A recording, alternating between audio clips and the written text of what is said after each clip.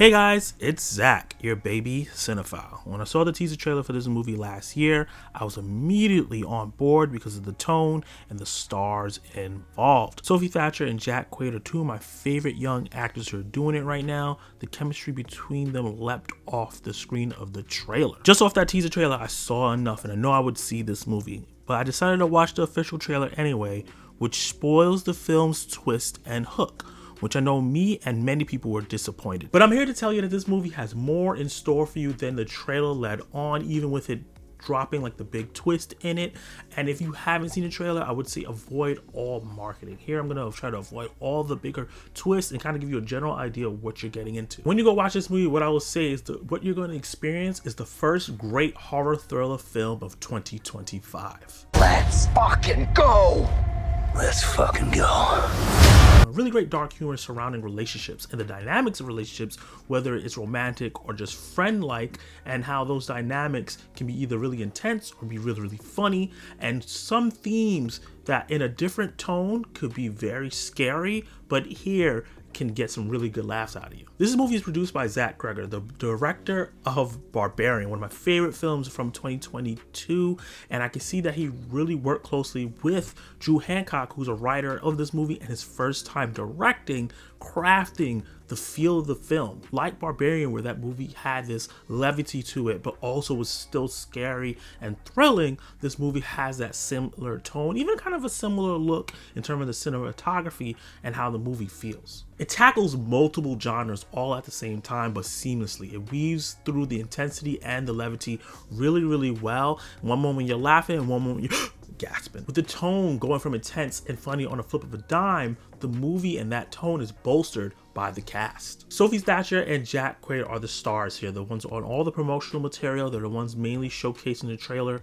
but they're not doing all the heavy lifting. The supporting cast here is fantastic and makes it that there's never a dull moment in the movie. They all bring it. They understood the wacky tone of this film and give depth to these characters that wasn't needed, but it's a welcome addition. Every single character in this film has their own individual motives and likes and loves and hates that they want to do that's separate from each other, which makes it really easy to get invested into the individual cast, but get invested in them all as a group as well. Everything revolves around Sophie Thatcher and Jack Quaid, and they deliver. Sophie Thatcher continues to impress me in every single outing that I have seen her in. My first time checking her out was in Yellow Jackets, and she just had such a presence at a young age, and she does it here again where she's more of the lead for the first time, and she gets to stretch her acting muscles as Iris, a character that absolutely adores her boyfriend Josh and is very nervous about making a bad impression on his friends, because obviously she wants to be accepted by them because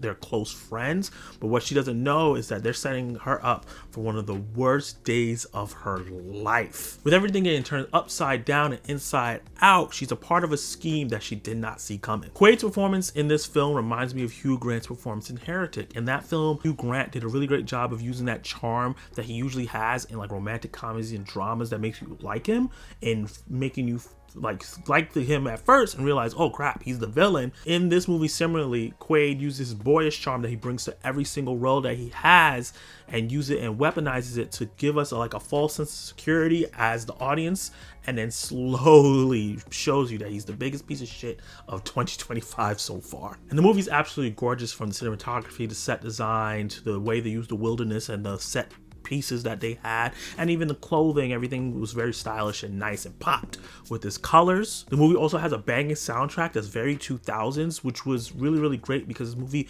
uses time periods in a certain way to present itself. That's not really a spoiler, but kind of how the actors act and how some feel different from others. I think they utilize certain tropes from different time periods to showcase certain things in the movie. And the movie's intense throughout because it has themes of toxic masculinity, toxic relationships, and how men and women manipulate each other to get selfish gain, and even incorporates the threat of how humans are the problem when it comes to technology and AI. Not the AI and technology itself, is the way we use it and utilize it. Thriller and horror elements in the movie are intense and escalate quickly, but not as gory as I thought it was going to be. There's some blood. The movie is bloody, but it's not as gory as I thought it was was going to be because of the R rating and some of the violence that is happening in the film. There's one particular scene that was like came out of nowhere that was dope, but other than that, it's pretty tame for a horror film.